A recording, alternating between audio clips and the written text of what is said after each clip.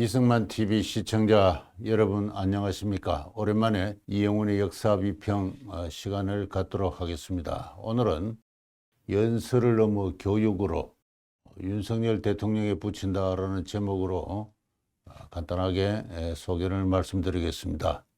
지난 4월 말 윤석열 대통령은 미국을 국빈 방문해서 미국 상하원 합동회의에서 자유의 동맹, 행동하는 동맹이라는 제목의 연설을 하였습니다. 제목 속에도 나타나 있습니다만 약 40여 분간 지속된 연설에서 윤 대통령은 자유라는 단어를 무려 46회나 사용했다고 합니다.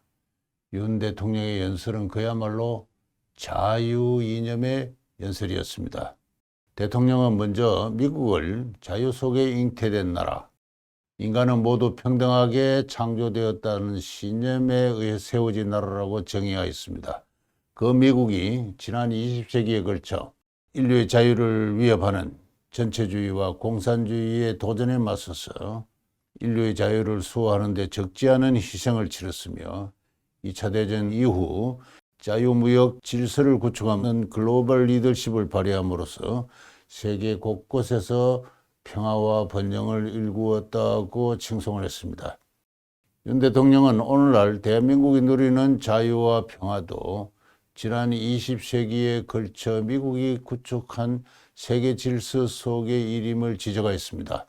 이 나라 헌법의 기초가 된 자유와 연대의 가치는 19세기 말 이 땅에 건너온 미국 선교사들의 노력으로 처음 소개된 것이며 이 나라가 1950년 국제공산주의 세력의 무력 침공을 맞아 사라질 뻔한 절체절명의 순간에 미국은 이를 외면하지 않고 무려 3만 7천여 명의 미국 젊은이들의 희생을 치르면서 지켜주었으며 전쟁 이후 체결된 한미동맹은 지난 70여 년간 이 나라 자유와 평화와 번영을 일구어온 중심축이었다고 지적하였습니다.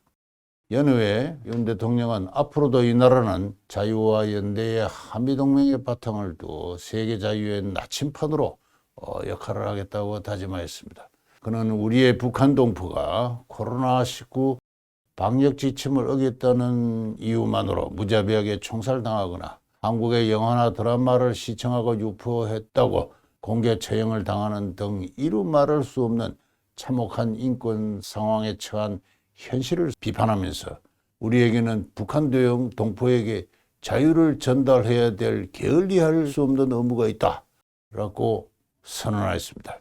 이 같은 연설의 흐름에서 나타난 윤 대통령의 자유 이념에 대한 이해와 그의 바탕을 둔 지난 20세기의 세계사에 대한 이해는 상당히 높은 수준의 것으로 보입니다. 자유는 개인 간에 또 국가 간에 신뢰와 연대와 정의와 평화를 낳고 이는 혁신을 촉진하여 역사의 발전을 촉진한다는 대통령의 연설에서 묻어나는 자유주의 철학의 분위기는 그가 진성의 자유자임을 보여주고 있습니다. 저는 한국의 법과대학이나 법조계에서 자유주의 법철학은 거의 교육되지 않은 가운데 오히려 그를 경운시하거나 그의 적대적인 이른바 법실정주의가 지배적인 풍조를 형성하고 있다고 생각하고 있습니다. 이런 가운데 법조인 출신의 한 정치가가 위와 같은 진성의 자유주의 철학을 소지하고 있다는 사실은 더구나 그러한 진성의 자유주의자가 대통령으로 선출되었다는 사실은 매우 경이로운 현상이다라고 하겠습니다. 민주주의 정치는 이러한 예상치 못한 돌연한 변화를 통해서 발전해 가는 모양입니다. 윤 대통령의 연설을 두고 국힘당을 비롯한 우파 정치 세력은 안보와 경제 면에서 역대급 성과를 이루었다고 찬양하고 있습니다. 반면 민주당을 비롯한 좌파 정치 세력은 실질적인 성과는 하나도 없는 가운데 미국의 파이만 키우고 우리의 파이는 없는 가운데 지나치게 미국에 경도된 외교 협력 노선을 통해서 북한, 중국, 러시아와의 갈등 관계를 정폭시켰다고 폄하하고 있습니다. 한겨레, 경향, MBC와 같은 좌파 언론은 대통령의 연설문을 아예 소개하지도 않거나 비판적인 해설만 내보내고 있습니다. 미국의 국빈 방문과 의회 연설을 통해 윤 대통령에 대한 지지도는 약간의 상승을 보이긴 했습니다만은 여전히 30% 전반에 머물면서 그에 대한 부정적인 평가가 50% 웃도는 높은 수준을 유지하고 있습니다. 이 나라 좌파 정치 세력과 국민은 자유이념에 대한 이해가 낮은 가운데 오히려 거기에 대해서 적대적인 가운데 윤 대통령의 연설에 아무런 감흥을 느끼고 있지 않다고 저는 생각을 하고 있습니다. 저는 오늘 이 자리에 이 시간에 윤 대통령의 연설은 이 나라의 정치와 정치문화의 현실과 너무나 동떨어진 가운데 그 기초가 허약함을 지적하고자 합니다. 한마디로 말해서 윤 대통령이 소지한 자유주의 정치 철학과 역사 의식은 이 나라의 정부가 우리의 미래 세대에게 젊은이들에게 베푸는 교육의 현실과 너무나 동떨어져 있습니다. 그가 이 나라의 공교육의 현장에서 어떠한 교육이 이루어지고 있는지를 살피거나 그에 대한 문제의식을 느낀다면 그렇게 쉽게 자유이념을 이야기할 수는 없을 것이라는 생각마저 듭니다. 그런 점에서 이번 그의 미국에서 행한 연설은 어디까지나 그의 개인적인 퍼포먼스의 수준을 넘지 못하고 있지 않은가, 그러한 생각이 들고 있음을 솔직히 토로하지 않을 수가 없습니다. 저는 이전에 쓴 글이긴 합니다만 오늘 그것을 다시 한번 소개하도록 하겠습니다. 이미 8년도 더 된 일입니다만 저는 현행 이 나라 공교육을 관철하는 교육 이념이 무엇인가라는 궁금증에서 초등학교, 중등학교, 고등학교 도덕과 사회과 교과서를 정밀하게 검토해 본 적이 있습니다. 초등학교 교과서만을 간단히 소개하도록 하겠습니다. 초등학교 1학년 바른생활 이 도덕과 교과서는 내일은 내가 챙기기, 바른 자세, 골고루 먹기, 가족의 소중함, 사이좋은 친구 등을 가리킵니다. 2학년이 되면은 계획의 실천, 단정한 옷차림, 이웃 간의 예절, 공공질서, 정리정돈을 배웁니다. 3학년의 도덕과 윤리과 이 교과서인 생활의 길잡이는 정직, 자주, 절제, 책임, 협동, 효도, 준법을 강조하며 가정과 친구의 소중함을 일깨웁니다. 나라를 사랑하는 마음도 가르칩니다. 나라는 국민의 안전과 행복을 보호하는 울타리다. 그래서 나라의 상징인 애국가, 태극기, 무궁화, 국경일을 소중히 여기자고 가르칩니다. 4학년 교과서는 정직, 용기, 성실의 덕목을 깨우칩니다. 관련하여 소개되어 있는 위인은 이순신, 심사임당 등입니다. 자랑스러운 우리나라에 대한 사랑이 다시 강조되고 있습니다. 나라를 사랑하는 길은 맡은 바 일에 최선을 다하고 우리의 전통과 문화를 소중히 지키는 것이며 태극기를 개양하고 나라 것이 무엇인지 알아야 한다고 합니다. 나라에 전쟁이 나면 우리 여가는 불행해진다는 전후 맥락이 닿지 않는 가르침도 슬그머니 끼워져 있습니다. 5학년 교과서가 되면 거듭해서 성실, 정직, 최선, 관용, 노력, 반성, 계획, 실천, 우정, 봉사, 화해, 양복, 질서, 협동의 미덕을 강조해서 가르칩니다. 드디어 통일교육이 시작되는데요. 우리는 하나다. 진정한 통일이란 한 가족이 되는 것과 같다. 그래서 북한을 사랑해야 하고 이해해야 하고 더불어 살아가는 지혜를 배워야 된다고 가르칩니다. 마지막 6학년 교과서는 꿈, 자긍심, 성실, 건면, 희망, 책임, 도전, 용기, 봉사, 배려, 법과 규칙, 정의, 사랑, 자비, 용서, 평화, 비폭력 등등을 종합해서 강조한 다음 통일한국을 위한 바람직한 방안을 다시 한번 가르치고 있습니다. 전쟁과 힘으로는 통일을 할 수 없다고 하면서 김구 선생이 통일을 위해서 노력한 일을 조사해 보자고 지시하고 있습니다. 저는 이러한 그 교과서들을 쭉 검토하면서 이러한 교과서들은 19세기까지 우리의 조선인들이 어린 시절에 읽은 도학의 현대판이다라는 느낌을 가졌습니다. 우리 조상이 알지 못했던, 그래서 조선 왕조가 망했다고도 할 수 있는 이번 미국 연설에서 대통령께서 강조하신 미국을 통해서 흘러들어온 흔히들 근대라고 부르는 문명의 핵심 요소 원리를 통째로 결여하고 있기 때문입니다.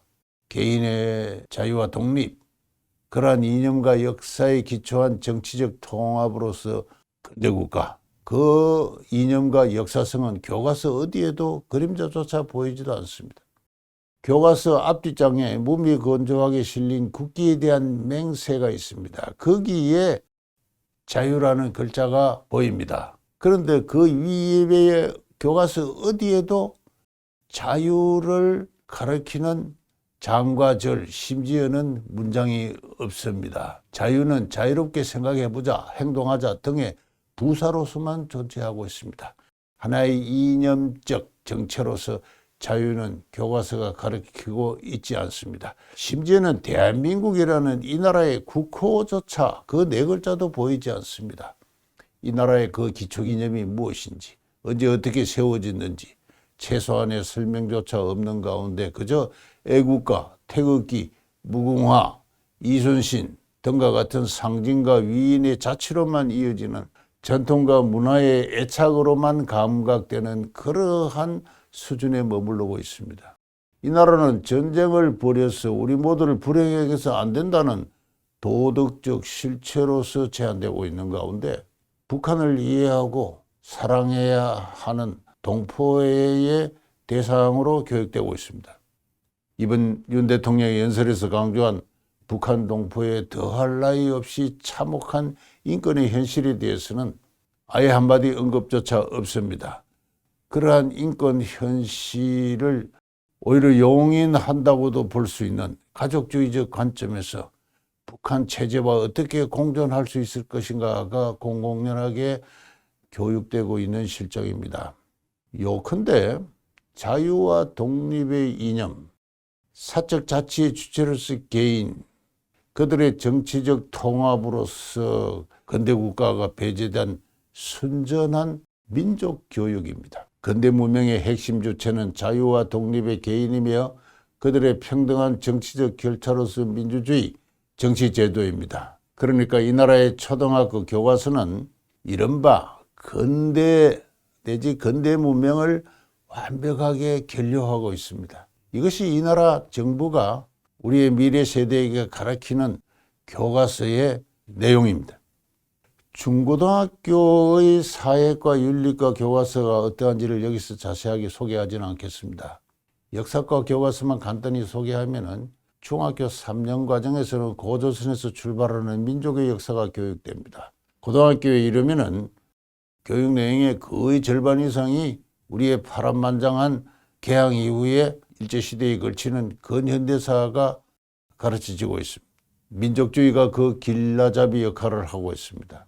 그런 가운데 지난 20세기는 우리 민족의 고난과 분단의 역사다, 그렇게 정의되고 있습니다. 그 고난과 분단은 일제 침략, 그에 협조한 이른바 근대 문명화 친일 세력, 또 미국에 의한 해방, 친일, 친미, 반민족 세력에 의한 남한만의 단독 정부 수립, 이어지는 외세 의존의 장기 집권과 부정부패 세력으로 돌려집니다. 지난 20세기 우리 민족의 진정한 역사는 항일민족투쟁, 4.19 혁명, 민주화운동으로 그 계보가 이어지는 결국 민족 통일로 완성되어야 하는 이른바 민주혁명의 노선으로 교육되고 있습니다. 이상과 같은 이 나라 정부가 베푸는 12년간의 공교육의 현장은 윤 대통령의 연설이 기초하고 있는 자유의 바탕을 둔 정치 이념과 역사의식과는 큰 거리가 있습니다.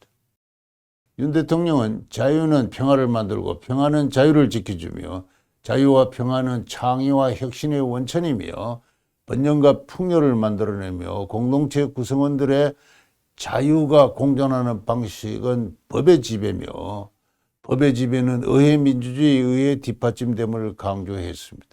현행 공교육의 현장은 이러한 정치 이념과 역사의식과는 한참의 거리가 있습니다. 윤 대통령께서 그가 책임지고 있는 이 정부의 교육 현장에서 어떠한 교육이 이루어지고 있는가를 세밀히 파악하는 기회가 있었다면 그는 그렇게 쉽게 자유 이념을 이야기할 수 없을지도 모른다고 저는 생각하고 있습니다. 제가 자유 이념을 그 생경한 이념 그대로 초등학생에게 중고등학교 학생들에게 가르치라는 것은 아닙니다. 그런 것이 용해된 교육과정과 교육 언어와 개념과 예화와 학습을 개발해서 바로 현대 교육학의 힘을 빌어서 그것을 학생들에게 주입을 해야 되는 것입니다.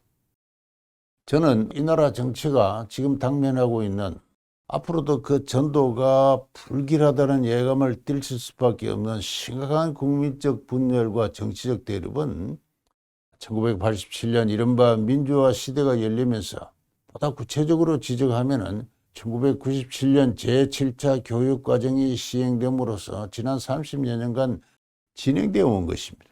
대한민국은 불완전한 국가였다. 통일이 이루어져야 진정한 근대 국가가 성립한다. 그러한 이른바 분단체제의 역사학이, 분단체제의 교육학이 대학과 언론과 문예를 지배하기 시작했습니다. 2004년에는 결국 이 나라 대통령이 우리의 근현대사에서 정의는 패배하고 기회주의가 득세했다는 터무니없는 연설을 3.1절 국경일에서 하기도 했습니다. 이렇게 시작된 이른바 민족주의적 교육을 저지할 집단지성이, 다시 말해서 자유주의적 정신문화가 당시까지만 해도 매우 미숙하였습니다. 그런 상태에서 저는 종족주의라고 표현함이 더 옳다고 생각합니다만은 그러한 종족적 민족주의적 교육이 교육의 자치와 분권화와 민주화의 이름으로 지난 30여 년간 시행되어 왔습니다.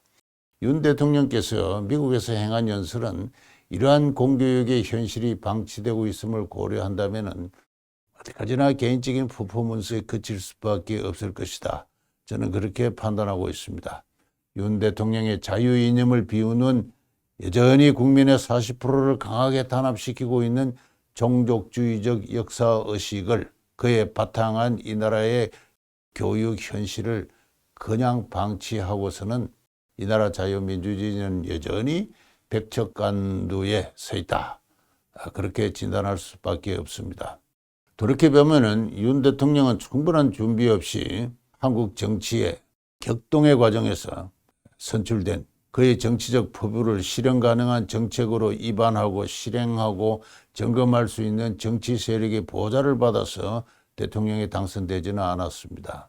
그를 지지하는 여당 국힘당의 현실을 보면은 그 당은 제가 이전에 이 역사비평 시간에서 지적을 했습니다마는 여전히 자기 이념과 역사적 정체성을 결여한 이 나라 보수 세력을 위한 선거 중개 조직으로만 존재하고 있습니다. 그런 가운데 정부의 관료 집단과 각종 연구소, 연구원, 싱크탱크도 무엇을 책임지고 개선, 개혁할 의지를 보이지 않습니다. 윤석열 정부는 전 구조적으로 타성적으로 흘러가고 있는 가운데 대통령 혼자 자유이념의 바탕을 둔 고군분투를 하고 있는 그와 같은 실정이라고 생각됩니다. 이제 결론을 맺습니다.